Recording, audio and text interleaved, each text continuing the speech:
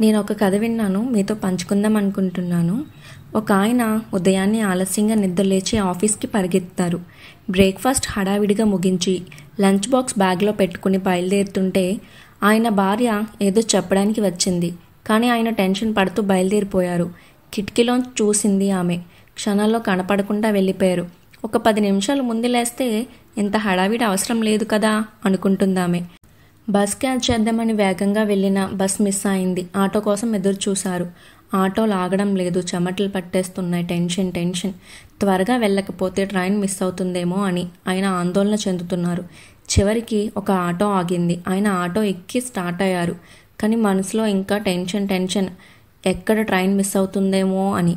ఇది ఇలా ఉండగా ఆయన భార్య ప్రశాంతంగా టీ పెట్టుకుని కూర్చుని న్యూస్ పేపర్ చదువుతూ టీ తాగుతుంది. ఇంతలో ఆమెకి ఒక వార్త కనిపించింది.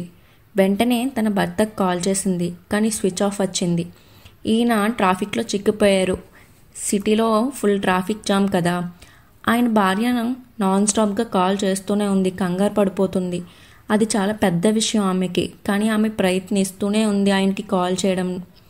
ఈయన రైల్వే స్టేషన్కి చేరుకున్నారు. టికెట్ తీసుకుందామని చూస్తే పెద్ద క్యూ ఉంది.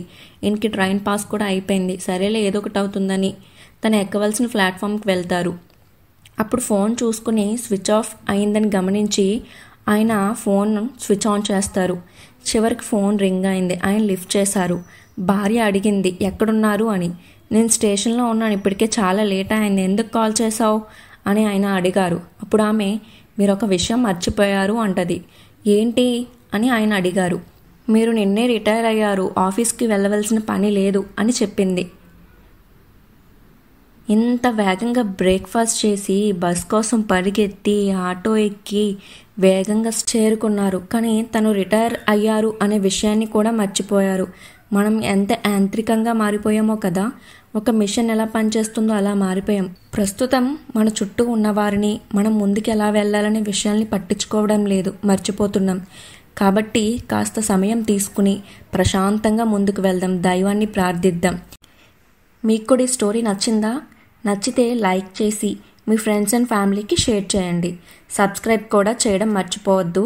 Thank you for watching. జై శ్రీకృష్ణ.